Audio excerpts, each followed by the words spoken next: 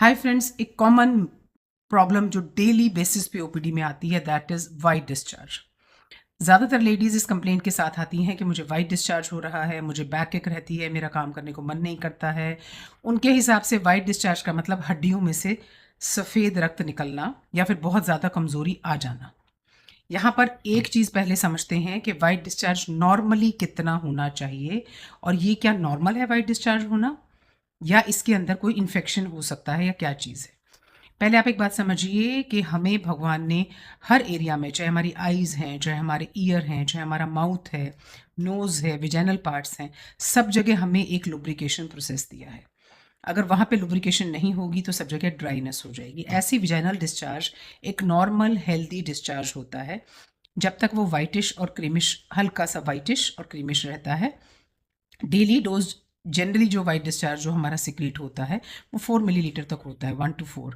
अगर हम आम भाषा में कहें तो 1 टेबल स्पून तक हम मान के चल सकते हैं।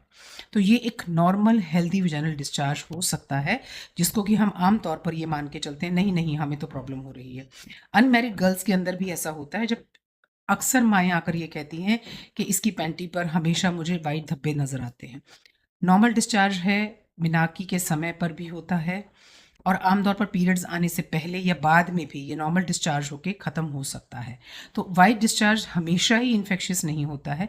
जब भी इन्फेक्शन होगा तो उसके सिम्टम्स क्या होंगे कि उसके अंदर आपको एक ख़ास तरह का डिस्टर्बिंग ऑडर मिलेगा, फाउल स्मेल होगी, ज़्यादा डिस्चार्ज होगा, आपकी पैंटी पूरी तरह सोख हो सकती है, पस की तरह निकल सकता है, आपको लोअर एब्डोमेन और बैक में बहुत सिवियर पेन हो सकती है, ड्यूरिंग इंटरकोर्स आपको पेनफुल इंटरकोर्स हो सकता है, इचिंग हो सकती है, या बहुत सीवियर ड्राइनेस है, या कर्डी डिस्चार्ज, जैसे दही के दाने जैसा टेक्सचर जो होता है, कर्डी डिस्चार्ज हो सकता है। तो डेफिनेटली आप या तो फिर बैक्टीरियल या फिर फंगल इन्फेक्शन के अंदर हैं।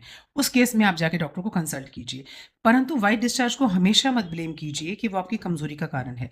कमज़ोरी के कारण आपके बहुत और भी हो सकते हैं। बैक एक आपका कैल्शियम डेफिशिएंसी, विटामिन डी की डेफिशिएंसी, किसी तरह का कोई इन्फेक्शन आपको इंटरनल, आपका पोस्चर, आपका लंबर सेक्रल साइड पर किसी तरह का कोई दिक्कत, स्पाइन का प्रॉब्लम, ये भी सब हो सकता है। और ख़ास तौर से खून की कमी होना, अनीमिया होना, विटामिन डी की डेफिशिएंसी लेडीज़ में सबसे कॉमन प्रॉब्लम होती है बैक एक के लिए।